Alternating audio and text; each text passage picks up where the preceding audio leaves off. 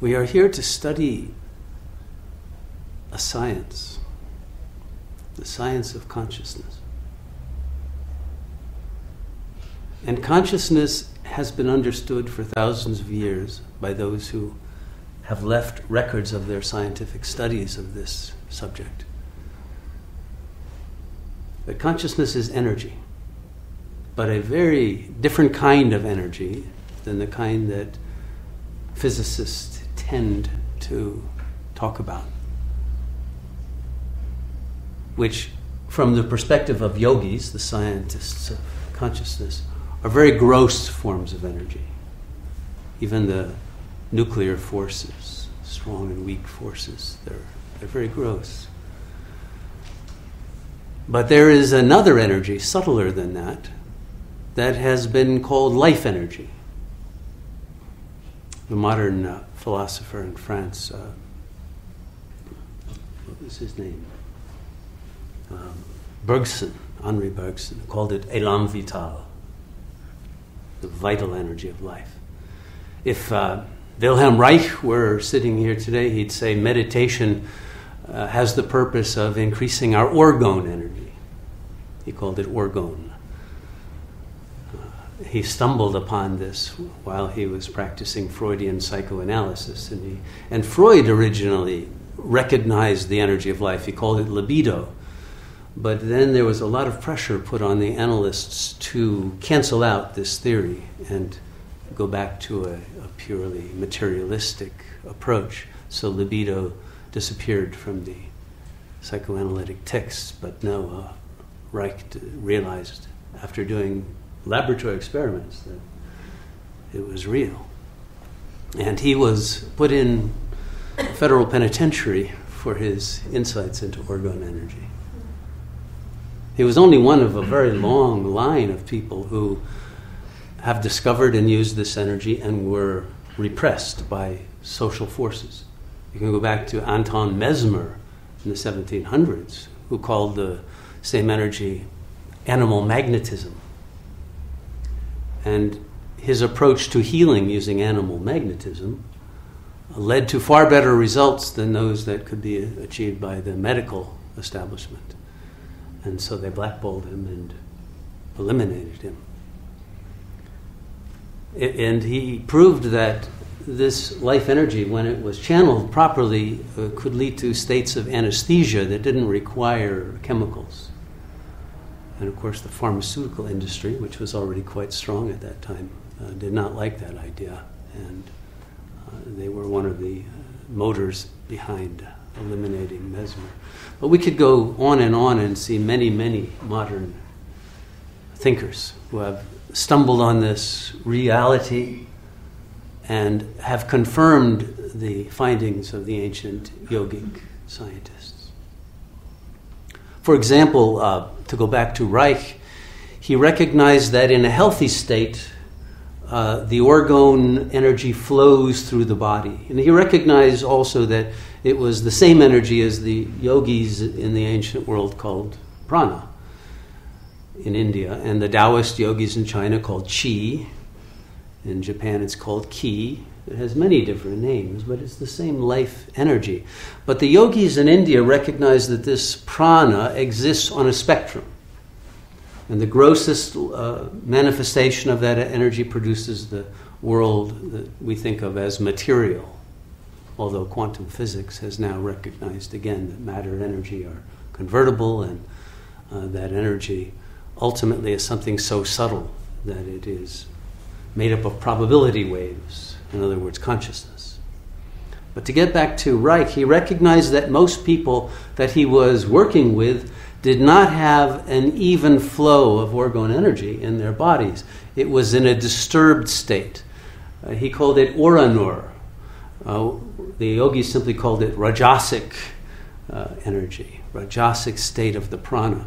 And then he found that there was an even lower level of negativity, let's say, of the energy, which he called dor, which was short for dead orgone, or deathly, or even deadly. And if somebody's body had a very negative, deadly level life energy, they were going to die. And he could predict those who would recover from illnesses and those who would not by recognizing the state of their orgone or their prana, their life energy. And yogis recognize this. Again, the door, the deadly energy, would be the tamasic or the tamo pradhan, the extremely stuck energy that will not flow. And the same thing is studied and practiced in traditional Chinese medicine. The meridians, which are the flow channels of the prana in the body, are stimulated to open if they're closed by acupuncture and acupressure and other modalities. But the yogis recognize that these levels of functioning, of trying to repair damaged and cut energy flows, was operating on the gross level. And the more that you could get to the subtler levels, the more powerful your energy would be, and the more powerful the effect of healing. And so the idea of yogis was to raise what was also referred to as kundalini. The same energy was referred to as kundalini. And although you can sometimes have the feeling that the kundalini is rising in the physical body, up the spinal cord or up the front of the body, which it may actually appear to be doing, but it's actually rising in frequency. It's rising to higher and higher wavelengths. And it's accumulating in the brain, which is our orgone accumulator.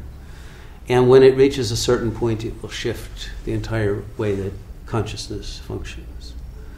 And so that's what we're doing when we're meditating. We're accumulating this most positive or sattvic level of the orgone energy.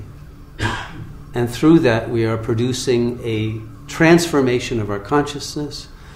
We are creating a power of healing and many other potential powers that the yogis also studied, which are called siddhis. And these powers arise by the simple fact that the orgone energy is quantized energy. It still retains the attributes of the quantum level of the energy at the subatomic particle level. And so when that energy is accumulated to high enough levels, it can have the same quantum effects at the macro level of reality. And that's the reason why yogis can produce some miraculous effects in their lives and in their work of healing with people if they have trained and focused their ability to harness this energy. These days, its latest name is 0-point energy. It's the same energy that they have discovered exists in the vacuum of space. And it's the reason why it is possible to have intergalactic space travel, actually, because the energy can be produced anywhere in the universe, and you don't need to carry fuel with you. The very primitive rockets of modern technology don't yet grasp that. But one of the reasons why this understanding has been repressed, and all of the people working on this energy have been sometimes physically eliminated, and at other times their work banned and burned even. Reich's books were literally burned by judges, by the law enforcement in the United States. But even Nikola Tesla and others who worked on this, was because it will produce free energy. Energy that can't be controlled by corporations, energy that is infinite, and it's clean energy. And it will revolutionize our lives when we have achieved the means of harnessing that energy. But one way to do it very easily is simply through the act of meditation. And if we meditate together in an interconnected state in which our relationship is one of love, of attractiveness rather than repulsiveness, which most egos have in their normal state of paranoia and aggression and all of that has been indoctrinated into us. If we can break through that shell, then the energy summates and it begins to exponentially augment the energy field of one another so that we can produce a very powerful field of energy. And this can have liberatory effects and healing effects that far transcend this particular place in space and time.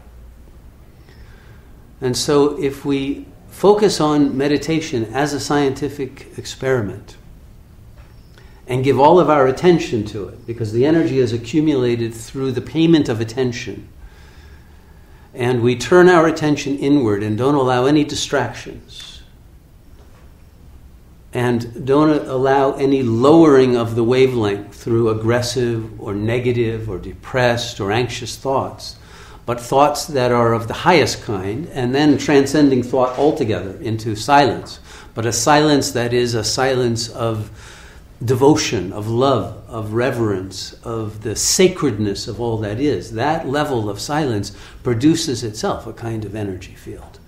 And then by staying in that energy and not interrupting the flow of it, it's as if we open the spigot from the 0 point, from the noumenal level beyond this cosmos, and we allow the energy to flow uninhibitedly into this field. And we will find that the energy fills the physical body with healing energy, and then strengthens our aura, and then extends outward. And it has an unlimited potential reach. So, is everyone interested in performing this scientific experiment? Yeah? Because when you do that, you're being the most revolutionary actor in this world that you can be.